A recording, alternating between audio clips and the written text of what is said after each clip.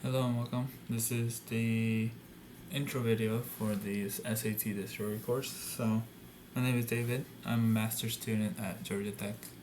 So, I'm quite knowledgeable in math, and also I've been tutoring for quite a while now, for a few years. So, I think that I know SAT very well, and just math overall. So, I think the goal of this course is obviously to learn the topics, but also learn the fast way or the most efficient way of solving these problems because they're designed a certain way. And I'm going to go over key topics, key sections. But you should have a good fundamental in math already. Like if you don't know how to solve a simple equation, it might not be that much helpful because you won't understand what I'm doing. But if you have a good, so I wrote down here. So this 550. You should at least be about this point, this level, in math. Then I think it'll be helpful for you.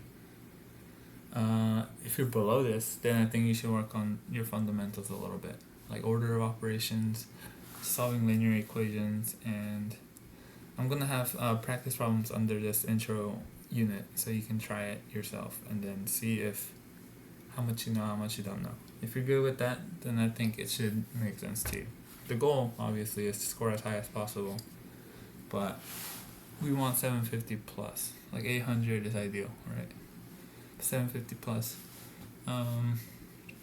Yeah, so let's go over some quick questions so you can kind of see what I will be doing in this course. So let's see. So this is a one that's very common question that has like a quick way of solving it. So you're finding the sum of the roots or solutions of this quadratic equation. So normally what people would do, or a more traditional way of doing it, is to factor it and then just add the solutions. That's not wrong. But in the SAT they design it to where sometimes it's not factorable or sometimes you get imaginary solutions. But there's a trick or different way of solving that. The sum, specifically the sum of the roots. If they tell you to find the roots themselves, you either gotta factor it or you gotta do the quadratic equation, right? But for the sum, you can do minus b over a, and that's it. So this is your a, which is 5, b is 3, c is 2. So the highest degree will be a. Right, so b, so 3 goes here, so minus 3 over a is 5.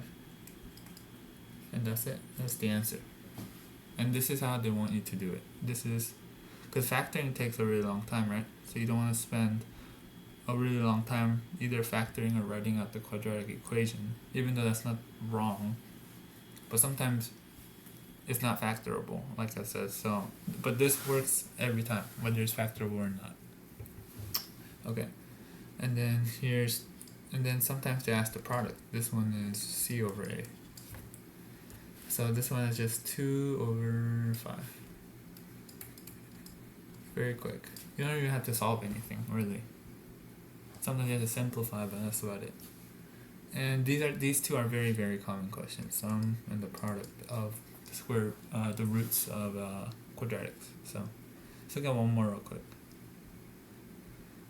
Okay, solve for x, right? So this is like a kind of a ratio fraction question. Solving. So you could put a 1. Some people do that. Let's say you cross multiply. Right, so that's like kind of what people normally do is cross multiply. That's not wrong, but that takes too long. First thing you need to do is always check for like a pattern or something better that you could do than that. And first thing that should ring a bell, and again you need to have a good fundamental first before you can see this, but you should see that this and this, the top and the bottom, kind of look similar or have a pattern. If you factor out the top, 2x plus 7, right? Then you get x plus 7 on the bottom. Then you can cancel out the x plus 7, then you get x equals to 2. This is how they want you to solve it. And actually a lot of complex looking questions have something like this, and they do this on purpose, because if you're not familiar, you're gonna spend all your time factoring or cross multiplying, and then that gives you a quadratic, and you have to like factor it. Then you have to plug it back in to see if it works or not. Yeah, so you don't want to do that. You want to do it like this. Yeah, so this is kind of how type of stuff that I'll be going over. So I think it'll be very helpful because there's good stuff throughout the different sections. So yeah.